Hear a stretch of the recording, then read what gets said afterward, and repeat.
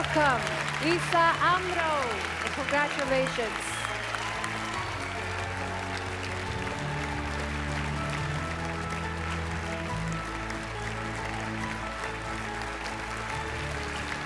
It's for all of you. It's for everybody here. And I brought with me the Palestinian flag. The Israeli occupation these days is trying to erase our flag. So I brought it to Sweden to tell them that we never, ever lose hope to have our own state and to end the Israeli occupation and apartheid. So it's here.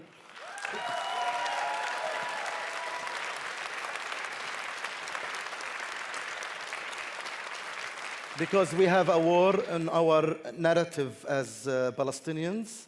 I want to thank you all for being here tonight.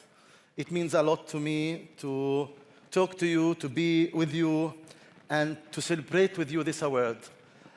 First, I want to thank you all. I want to thank Right Livelihood staff, all of them.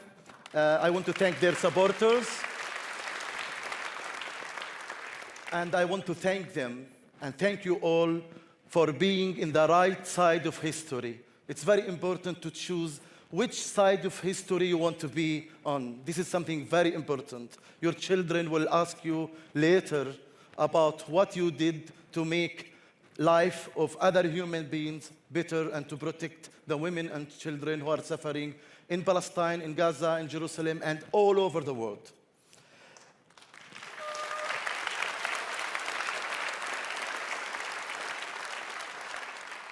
Tonight, we are showing the world that we will keep fighting for human rights, for freedom, for justice, for climate justice.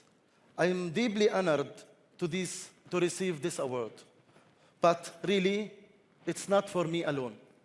It's for everybody supporting human rights here. It's very important that you all should be proud about your side of history and about your contribution to make the lives of others better. It's for my own people in Palestine. It's for Palestine itself. It's for the Palestinian cause. It's for all the oppressed people all over the world.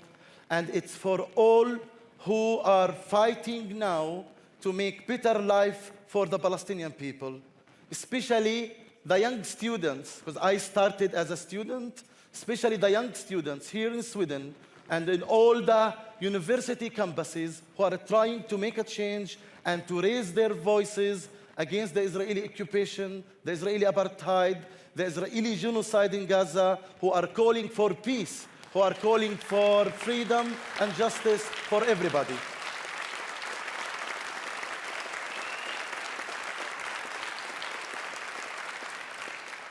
I am very proud to be today with Jawan, Annabella, and my dear friend Eyal and his team to receive this award.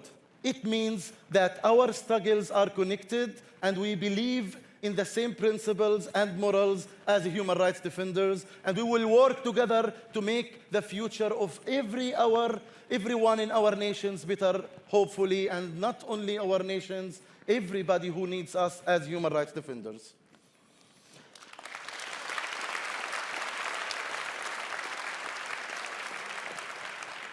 I want to dedicate this award for the people, my people, who are not here tonight with us.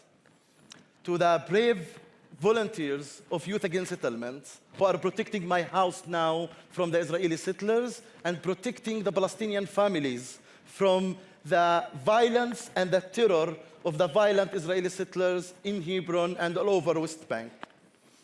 I want to dedicate this prize to my dearest brother who passed away 1 year ago, who was our main support and inspiration, Dr. Ahmed Amro. For my brother Amro, who came from Ukraine, from Kharkiv, to support me here, who's suffering from the Russian war on his people in Ukraine too. To the Palestinian women and children in Jerusalem, who keep our culture, history, and identity alive. To the Palestinian women and children in the refugee camps and in all over the West Bank, especially my city, Hebron, the women in Hebron are watching this ceremony, and they're very proud that somebody finally is recognizing their resilience, their resistance, their steadfastness in front of the Israeli settlers' violence and in front of the Israeli brutal occupation. They are the ones who deserve this kind of prizes.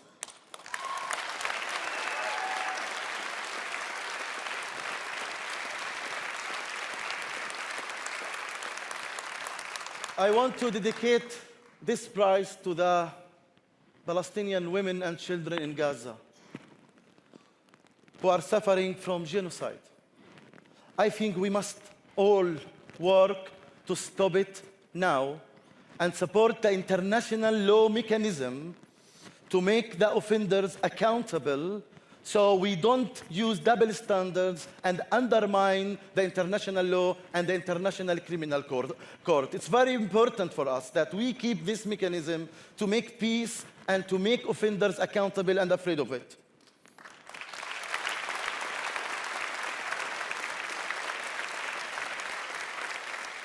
We as Palestinians lived under decades of apartheid and occupation.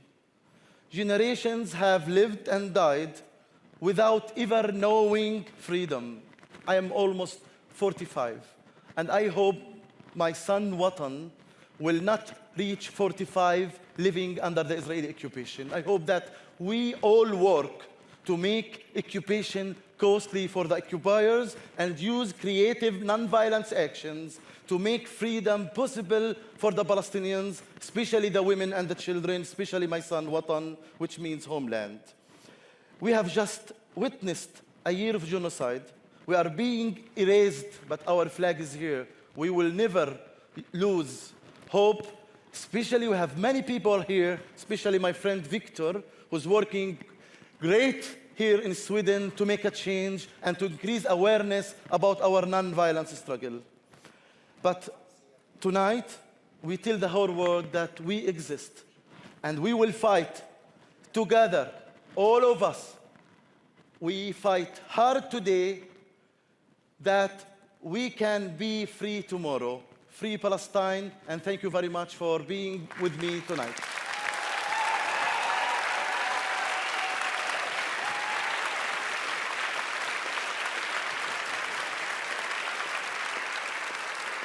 Thank you so much. We're reaching the end of the evening, but I want to ask you before we end this evening, if you want to describe for us how the situation is for your loved ones in Hebron, your hometown right now, as they're watching. All of them are my loved ones, not only the Palestinians who live in Hebron, everybody who lives there in Gaza, in West Bank, in East Jerusalem, in all over, from South Mount Hebron to Bethlehem, to Jerusalem, to Nablus, to Jenin. Everybody there is suffering a lot now. We really face an existence war on us. They want to erase us. They want to displace us. So the situation in the ground in Hebron now, no services, no social life, no feeling of safety.